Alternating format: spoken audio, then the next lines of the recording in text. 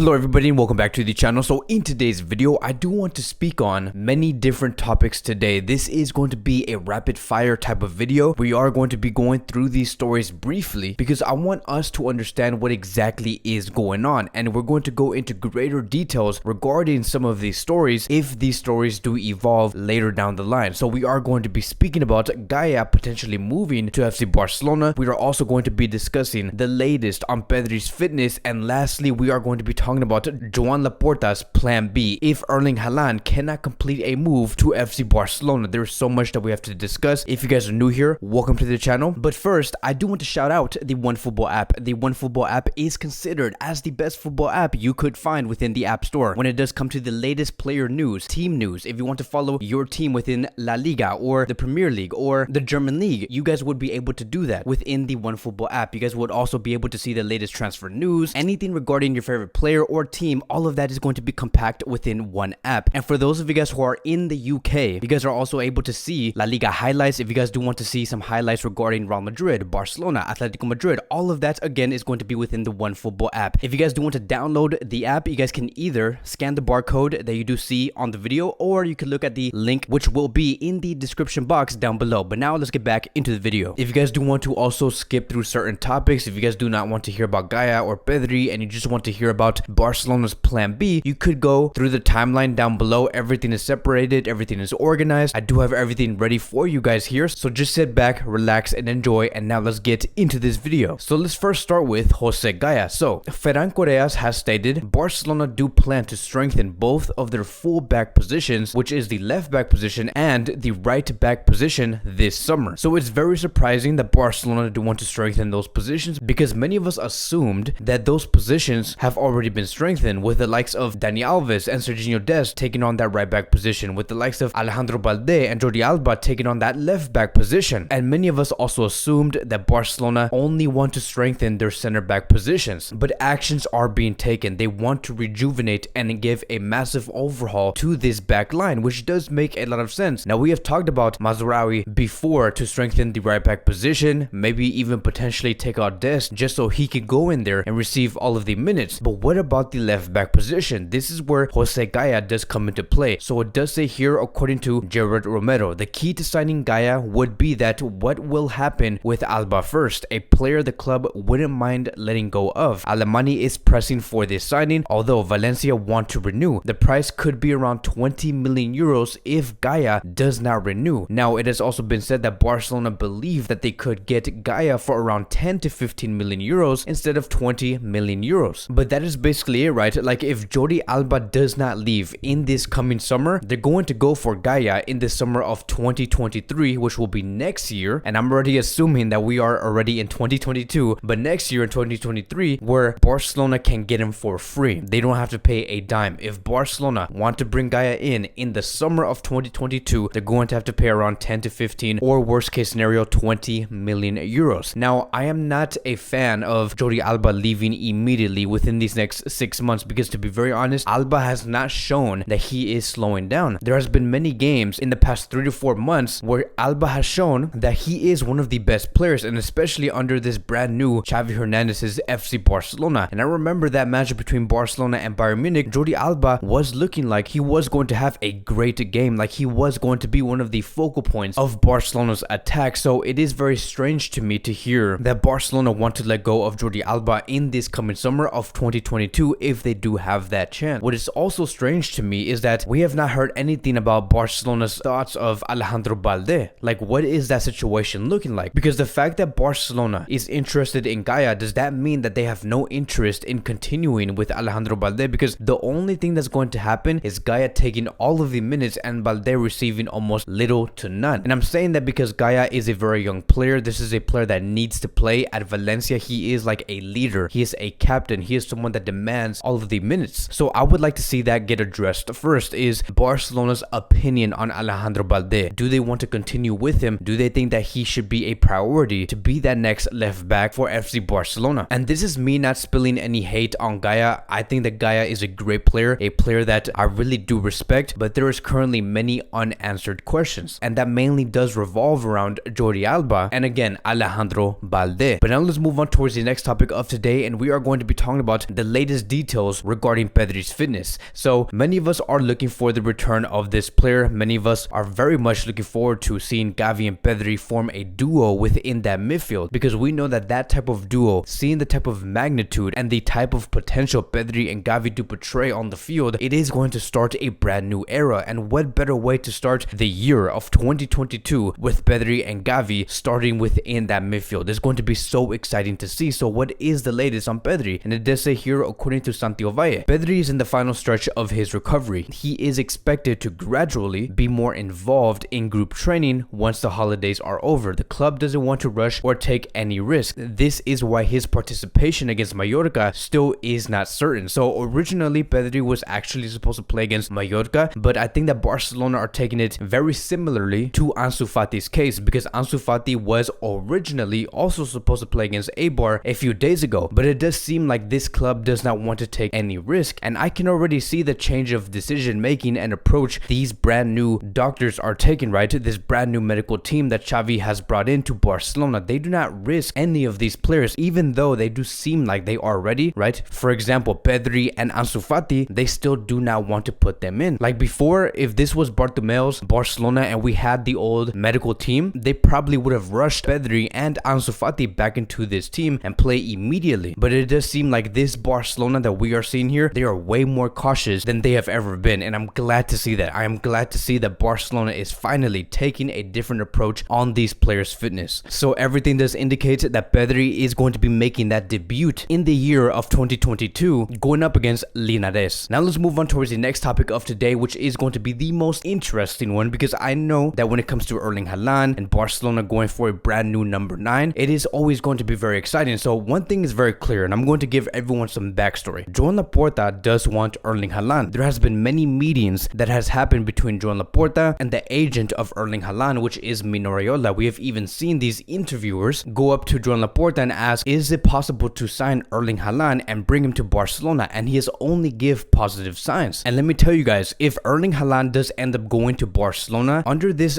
Joan Laporta's era, I know that we have signed players like Sergio Aguero, Memphis Depay. We're currently working on Ferran Torres, who is going to become an official Barcelona player in a couple of hours, maybe in a couple of minutes. I know that we have made many great signings, but signing Erling Haaland to Barcelona is going to be the first big bang. It is going to be that explosion where everything is going to be very, very noisy, because we are going to be seeing the news everywhere, from Sky Sports to ESPN to many other news outlets speaking on Erling Haaland going to that next club, which could potentially be FC Barcelona. And so it does say here, according to Gerard Romero, President Joan Laporta is crazy about the idea of signing Erling Haaland. He wants the striker to be like the Ronaldinho of his first project. The player wants to be a protagonist and the leader of any team he does sign for. He has communicated this towards Mino Raiola. And let me tell you guys, Joan Laporta and Xavi do know that. They know that Erling Haaland does want to be that focal point for the team. Now let's be very careful here, right? Let's analyze this whole thing, because not all of this is sunshine and rainbows. Let's talk about the potential ways this could go bad, because this is where we have to be very careful, because the last time we actually repeated a player that wanted to be the focal point of a certain team when they came in, it was Ibrahimovic. I remember that exactly. I remember when Ibra came in to Barcelona, it did seem like Barcelona signed a great player. It did seem like Barcelona really strengthened their attack, but because that player was so, I would say, full of himself, not in a bad way, but the fact that that player wanted to be the focal point of that team, which is again, nothing wrong with that, but the fact that he had that approach, he was just never going to work at Barcelona. Why? That is because Barcelona at that time, they prioritized the team. They wanted the team to work together. The team that we saw 10 to 12 years ago was a Barcelona team that did not work around anyone. This was a team that where everyone was going to shine. So the last thing that I do want to see is for Erling Haaland to go to Barcelona and then ask, why is not everything flowing through him? Because with this Barcelona that we are going to be seeing under Xavi Hernandez, not everything is going to be flowing through one player. We are going to be seeing everybody step their game up. Everybody's going to score goals. Everybody's going to receive assists. Everyone is going to be making that last minute winner. It's not just going to be Erling Haaland, and that is a good thing when it comes to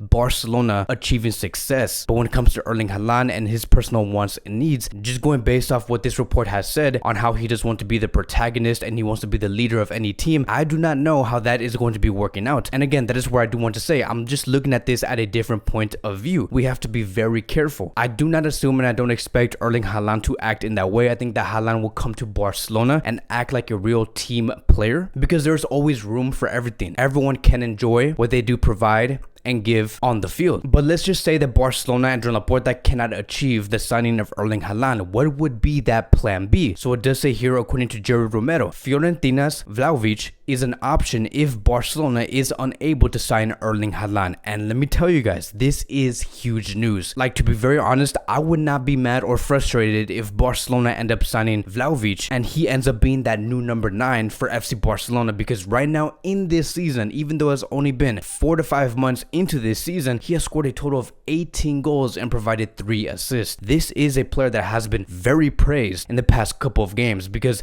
of his physicality, how he's so fast, the fact that he is so professional as a player. And also in the year of 2021, it has been said that Vlahovic matched Cristiano Ronaldo's record with the most Serie A goals in a calendar year since 1960, which is a total of 33 goals. And he has been doing all of this, providing all of these goals and assists and playing in this way at the age of 21 years old. He is not an old player. He is very young and a player that does have massive potential. And we also even have the CEO of Fiorentina basically confirming, and I quote, "Dusan Vlahovic and his agent have turned down our brand new contract proposal. We offered the best salary in Fiorentina's history, but he still turned it down." So it does seem like Vlahovic is looking to move away from this club. He is looking for a move. There has been many reports suggesting that City are very interested in this player. Tottenham also want to bring in this player. Juventus are currently trying to find the funds to also buy this player. So Barcelona is really going to have to go through a tough fight to bring Vlahovic in. And his fee, according to Fabrizio Romano, it is going to be around 70 million euros. Not very different to Erling Haaland. This does not make Vlahovic's fee very expensive for who he is. The only reason why Erling Haaland's fee and this player's fee is very similar is because Erling Haaland's transfer fee is actually very cheap. It is around 75 to 80 million euros. But in the end, this is a good signing. I would actually prefer, again, Erling Haaland. I know that I have just praised this player, but I would want to bring Erling Haaland because he does bring much more benefits that you cannot get from many players out there in world football. Like, for example, he is going to be attracting views back into La Liga. When you attract more views back into La Liga, you bring in more revenue. When you bring in more revenue, Barcelona do strengthen, and in the end, it's going to be a return of investment, a very positive return of investment if Barcelona bring Erling Haaland in, because many people, again, are going to want to see that. And let me tell you, especially when we start to see Real Madrid bring in Kylian Mbappe and Barcelona having Erling Haaland, many and the world is going to be wanting to watch that. And I do think that in the end, that is exactly where we are going to go. But that is going to be wrapping up today's Barcelona Daily News. Thank you guys so much for watching. If you guys are new here, welcome to the channel. Please like, subscribe, comment, and I will see you guys in the next video.